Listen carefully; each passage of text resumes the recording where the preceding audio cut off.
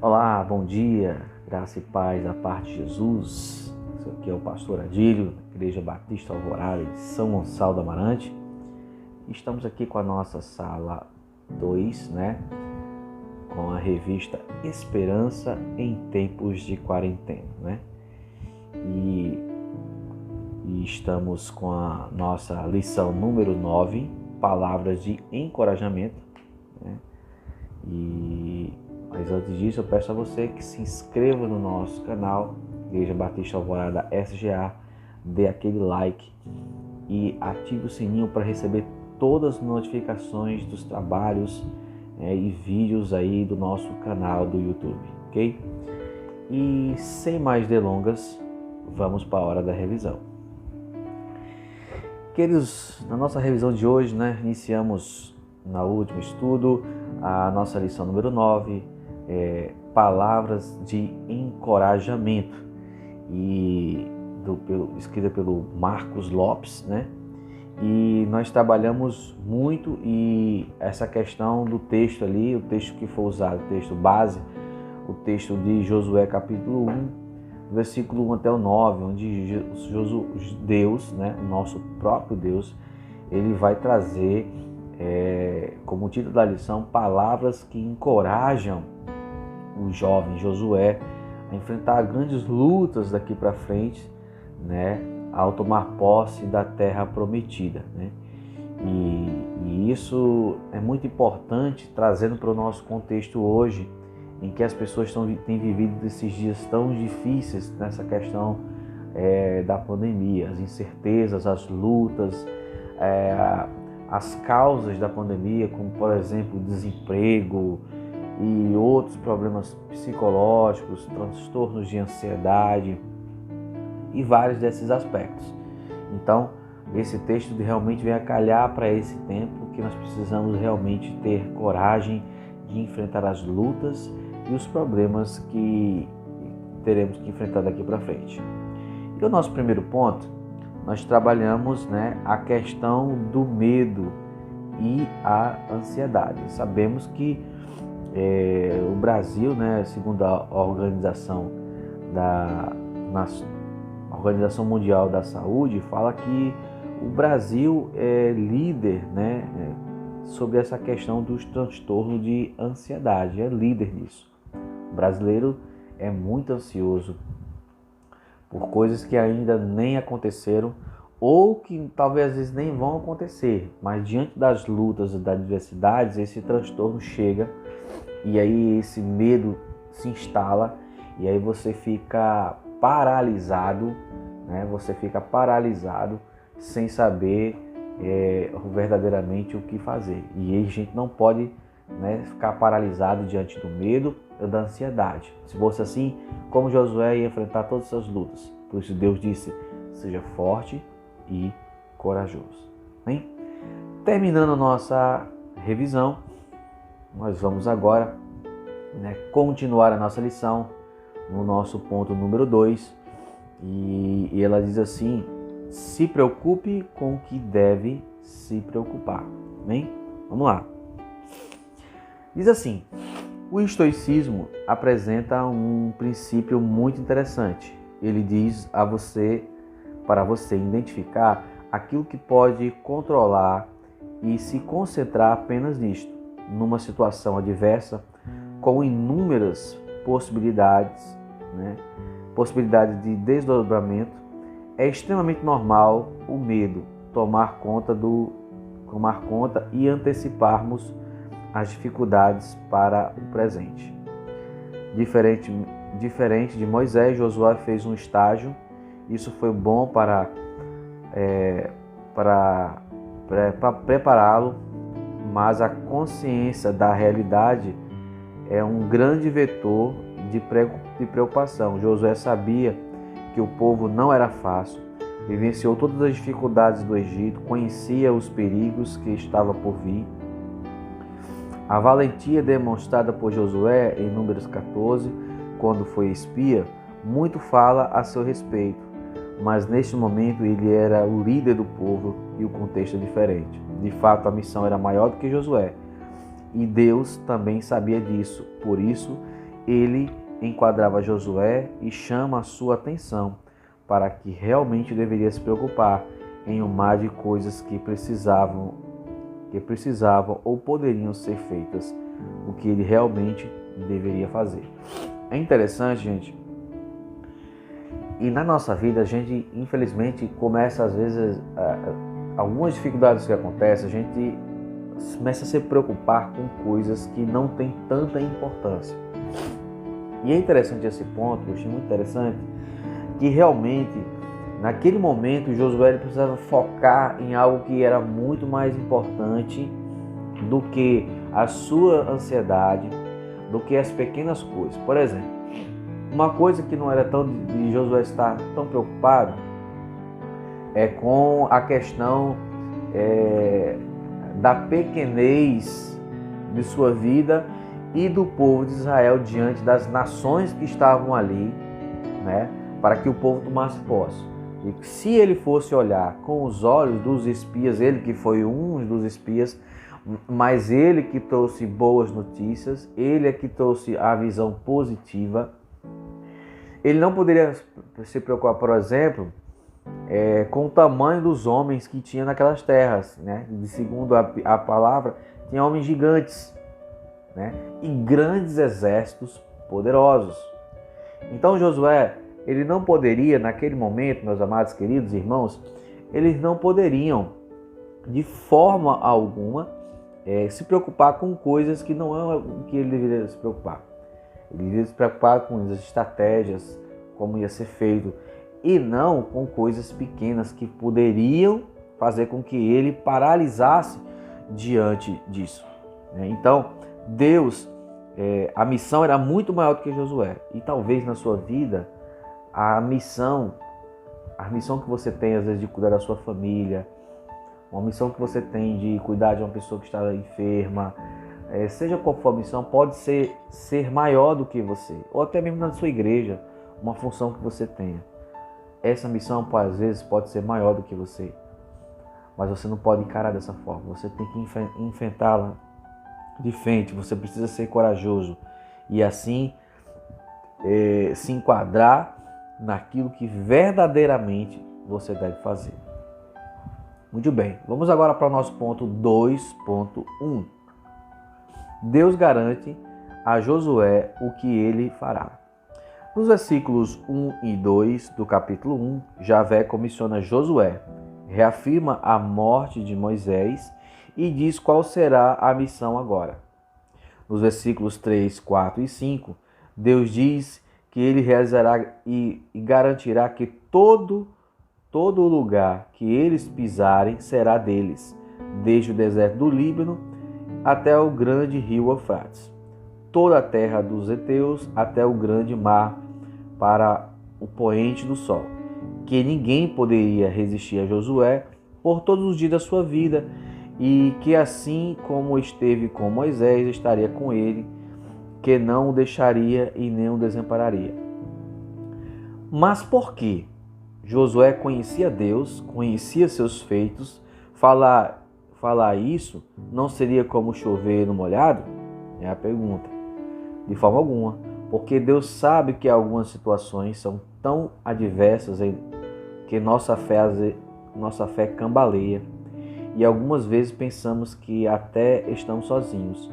O que Deus estava dando para o povo, para o novo líder, era uma âncora, e esta âncora é nossa também. Josué, se você se esquecer de tudo ou perder tudo, se agarre ao que eu disse, confiando na minha promessa. Olha só, gente, é muito importante essa mensagem. Josué verdadeiramente, como o texto diz, conhecia muito bem a Deus. Sabia dos seus feitos poderosos desde o Egito até aquele momento. Então a pergunta foi dessa: se ele sabia de tudo, não era essa fala de Deus, não seria chover no molhado? Né? E é interessante que Deus mostra aí de forma alguma, né?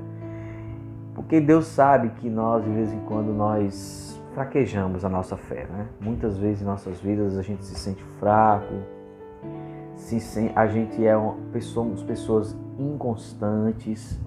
E aí o que Deus está mostrando aqui para Josué é que, mostrando a ele que ele deve confiar na grande promessa que o Senhor tinha para a sua vida e para toda aquela nação. Então, a gente precisa, irmãos, quando a gente estiver se sentindo fraco na fé, sentindo a nossa fé indo-se embora, entender que nós precisamos confiar nas promessas do Senhor e não deixar que as adversidades, que as preocupações, nos desviem do foco e das palavras de Deus para as nossas vidas. Então, foque naquilo que o Senhor tem prometido. No nosso ponto número 2, Deus diz assim: Deus mostra para a Josué qual deve ser a sua postura. Nos versículos 7, 8 e 9, a advertência de que o momento demandava coragem é repetida 3 vezes. No versículo 9, Deus dá maior ênfase. Não fui eu que te ordenei? Ser forte e corajoso. Não se apavore e não desanime. Em outras palavras, se tiver medo, não tem problemas. Apenas se disponha em fazer o que te mandei. Geralmente faz-se uma confusão com o significado da palavra coragem e achamos que essa é uma qualidade de quem não sente medo, o que é um equívoco muito grande. O medo é uma emoção primitiva e fundamental para a nossa proteção e preservação. Quem não sente medo, na verdade, é irresponsável ou incoerente. De certa forma, é o medo que nos mantém diligentes. A coragem, antes disso, é o que nos mantém ativos, mesmo com medo. Sendo assim, coragem é o que nos faz agir, mesmo estando com medo. Mesmo diante do medo, a gente precisa continuar agindo. Por isso que Deus vai repetir várias vezes: ser forte e corajoso com Josué. É porque em algumas situações ele precisava agir e ter forças para enfrentar o seu próprio medo. Porque o medo faz parte. E precisamos sentir medo. Medo faz parte das nossas vidas. E a gente precisa saber enfrentar e conviver com esse medo. E para que esse medo não venha a nos desviar do foco e a nos paralisar diante dos desafios que nós temos para nossas vidas. Temos muitos desafios para nossas vidas, mas é isso que nós precisamos conviver. E é isso que Deus está falando com Josué: não deixe o medo te paralisar e desanimar. Seja corajoso para enfrentar os problemas e, inclusive, seu próprio medo, porque eu já te disse, eu vou fazer. Deus vai fazer na sua vida. Diante de toda situação difícil e adversa que você está vivendo, Deus vai fazer. E depois de direcionar Josué para a missão dada, a dizer que Deus, iria fazer, mostrando para Josué qual deveria ser a postura. Deus mostra agora o que Josué deveria realmente fazer. Deus quer que você continue fazendo a sua obra, mesmo diante das adversidades. Nosso ponto 2.3, Deus mostra para Josué o que ele deveria fazer. Nos versículos 7 e 8, Deus diz a Josué: para teres o cuidado e fazer conforme toda a lei que meu servo Moisés ordenou, e dela não te desvie nem para a direita nem para a esquerda, para que prudentemente te conduzas por onde quer que andares. Não se aparte da tua boca o livro desta lei, antes medita nele de dia e de noite, para que tenhas cuidado de fazer conforme tudo quanto nele está escrito, porque então farás prosperar o teu caminho e serás bem-sucedido. Em outras palavras, é como se Deus dissesse a Josué: sei que você deve estar muito preocupado em como as outras coisas devem ser feitas e como você vai lidar com cada situação que aparecer. Mas isso tudo é secundário. O que eu quero mesmo é que você não se perca. É simples. Josué, se mantenha firme naquilo que você tenha certeza que é coisa certa. Não se esqueça disso nunca. Tenha coragem, inclusive, para assumir essa posição. Se preocupe com isso, o resto é comigo. É isso que Deus está querendo dizer. Se mantenha firme na palavra de Deus, né? Firme na leitura da palavra, nas orações. Eu tenho dito muito isso, meus amados irmãos. Fique firme nessa situação. Ore mais, leia mais a Bíblia, estude mais e você vai ver que o resto é com Deus. Se preocupe com aquilo que é o essencial de se manter firme e fiel a Deus em todas as coisas e Ele vai dizer: o resto é comigo. E é isso que Deus está trazendo para Josué. Josué, fique firme. Assim como eu fui com Moisés, eu serei contigo. Eu estarei com você em todos os momentos difíceis, todas as lutas, todas as dificuldades. Mas se mantenha firme, porque eu estou contigo, meu filho. E é isso que Deus está dizendo para você. O resto é comigo. Leia a palavra, ore, faça boas ações, pregue a palavra a todos aqueles que ainda necessitam de encontrar a Cristo. E Deus diz para você: o resto é comigo, meu querido. Eu farei na sua vida. Aleluia. E chegamos agora, à nossa conclusão. E diz assim, talvez você olhe para a sua vida e pense que nunca fez ou nunca fará algo tão grandioso quanto Josué em suas preocupações. E suas preocupações não merecem a mesma atenção. Mas a verdade é que isso não faz a menor diferença. E os princípios extraídos desses pequenos versos devem fazer sentido para você e para nós. Em primeiro lugar, Deus tem uma missão para você, na verdade, para todos. E se alguém não se vê com uma missão exclusiva, olhe para a sua família, seus amigos, colegas, trabalho, seus vizinhos, sua igreja e a necessidade das pessoas em sua volta. Há pessoas precisando de cuidados, serem evangelizadas, alimentadas e principalmente salvas. Há pessoas que estão sob sua responsabilidade cuidar. Agarre a sua missão. Todos nós temos uma missão. Não só os nossos missionários que estão no campo, os pastores, todos nós temos uma missão. E se agarre nessa missão, naquilo que é importante, naquilo que Deus te chamou, na sua família, nos seus amigos, nos seus colegas de trabalho, nos seus vizinhos, nos irmãos da igreja, na sua igreja, nos trabalhos que tem na igreja, na evangelização de pessoas. Se agarre na sua missão. Você tem uma missão. Segundo, confie nas promessas de Deus, pois seu caráter não falha. Se lhe faltar tudo, não esqueça da sua fé e se agarre ao que você sabe que tem certeza. Se agarre da fé.